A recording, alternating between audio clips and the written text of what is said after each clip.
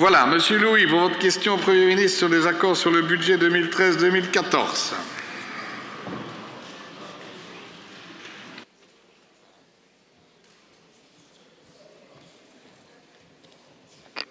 Merci, Monsieur le Président. Monsieur le Premier ministre, une fois de plus, notre pays a connu ces derniers jours un énième ajustement budgétaire. Et comme d'habitude, pour vous conformer aux volontés de notre Union européenne à la sauce Goldman Sachs, pour vous conformer aux volontés de l'élite financière et du groupe Bilderberg, pour vous comporter en bon petit toutou de cette Europe antisociale et antidémocratique que vous avez imposée à la population, vous avez pris des mesures qui réduisent un peu plus encore le pouvoir d'achat des Belges. Vous avez économisé 750 millions d'euros pour 2013 et prévu des économies de 2,5 milliards pour 2014. Alors vous êtes fiers, car vous réduisez les dépenses de l'État. Mais c'est avant tout aux Belges que vous vous attaquez, car ces économies, vous les faites en matière de sécurité sociale, de soins de santé et de soutien aux familles, en réduisant par exemple les montants de la prime de rentrée scolaire, prime déjà ridicule par rapport au coût de l'enseignement. Pire, alors que notre pays est le champion du monde des taxes, vous les augmentez encore.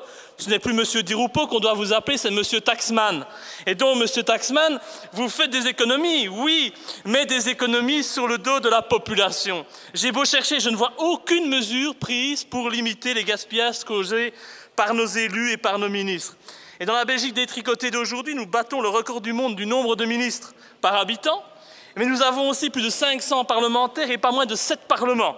Quel gâchis! Mais là, pas question de faire des économies, car ce serait toucher aux intérêts de la classe politique. Et donc, en bon défenseur des citoyens que vous êtes, vous préférez leur imposer de nouvelles taxes que de porter atteinte à vos privilèges. Preuve supplémentaire que vous ne défendez pas les intérêts de la population et que vos décisions n'ont toujours pour but que de presser les citoyens comme des citrons. Et donc, face à ce constat, j'aimerais vous poser une question très simple.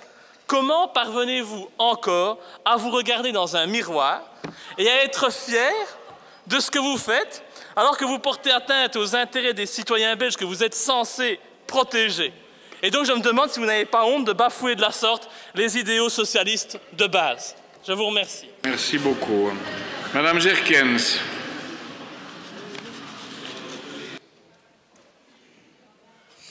Monsieur le Président, chers collègues, d'abord, je tiens à remercier les collègues pour leurs questions et elles me donnent l'occasion de réagir aux nombreuses contre-vérités et critiques prévisibles au demeurant que j'entends ça et là. Alors, oui, le gouvernement fédéral a pris des mesures pour 750 millions d'euros, mesures supplémentaires pour 2013, avec une marge de sécurité de 226 millions.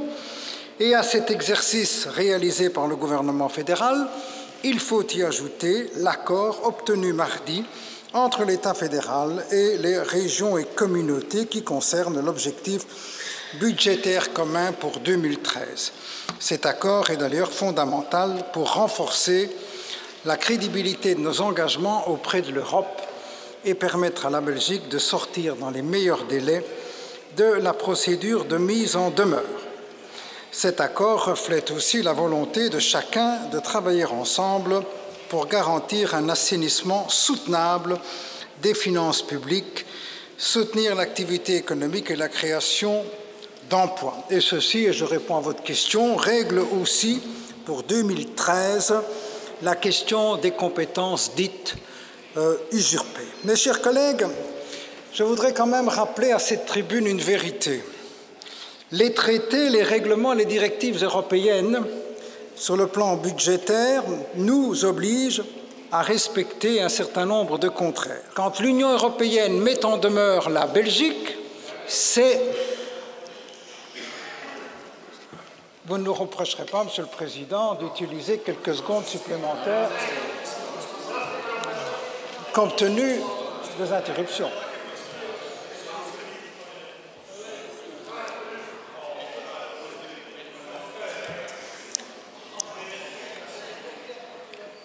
Alors, laissons la parole au Premier ministre, s'il vous plaît. C'est formidable. Quand on leur demande d'être un peu responsable, ça fait du bruit comme à l'école. C'est inimaginable. Ah, vous êtes là, vous, pardon. Excusez-moi. Bon, c'est la Belgique. On a voulu une Belgique comme celle-là depuis le 8 août 80. Oui. Là, bah, ouais. C'est notre Belgique, que vous l'aimiez ou pas. Et on agit avec ce que l'on a. On self gekeken.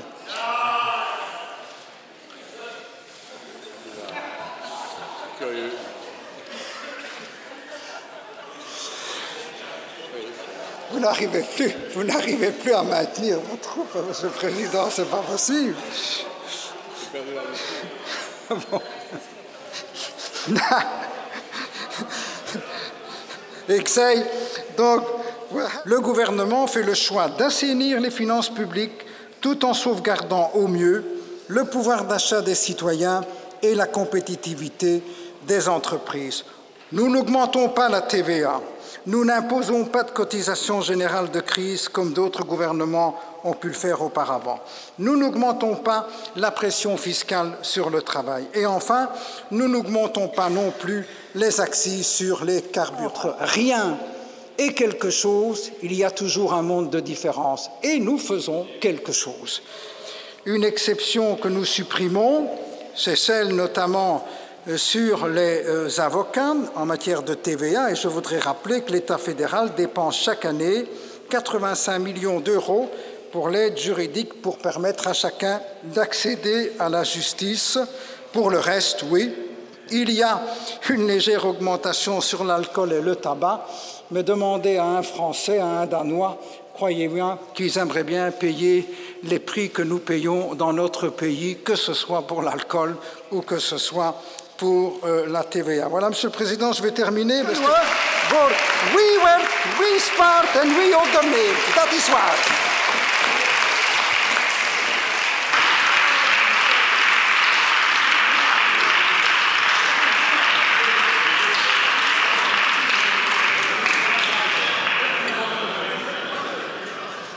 Monsieur Louis.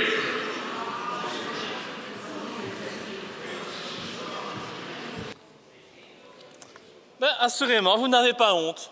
Et vous êtes tellement sûr de vous, tellement certain de conserver votre place grâce aux fortunes dont votre parti dispose, grâce aux manipulations médiatiques, que vous ne craignez rien. Vous n'avez même plus de socialiste que le nom. Vous osez vous présenter en défenseur des citoyens, mais vous êtes en réalité un leurre, vous n'êtes qu'un mensonge. Et je voudrais même dire qu'avec les médias, vous formez, Monsieur Di Rupo, une belle organisation de malfaiteurs. Et depuis 2011, votre gouvernement ne cesse de porter atteinte au pouvoir d'achat des Belges en réduisant les services aux personnes et en augmentant les taxes. Et bien sûr, pour vous, le responsable, c'est l'Europe. Mais cette Europe, Monsieur Di Rupo, c'est vous qui l'avez créée. Et ce que je constate aussi, c'est que vous n'en avez pas parlé, mais vous avez aussi décidé de vous attaquer aux plus faibles d'entre nous, en réduisant encore la qualité de l'accueil accordé aux demandeurs d'asile et aux sans-papiers, en fermant des centres faits d'asile, alors que ces centres sont déjà surpeuplés et délabrés. Et je vous invite à aller passer une nuit dans un centre fermé, vous verrez l'horreur, et ça vous changera des hôtels de luxe auxquels vous êtes habitués. Je tiens à vous dire, Monsieur Di Rupo, que vous faites honte à la politique, vous faites honte à la démocratie.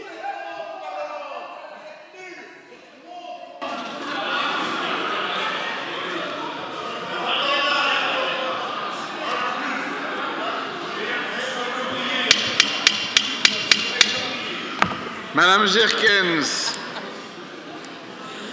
Voilà, vous me permettrez d'adopter un autre style.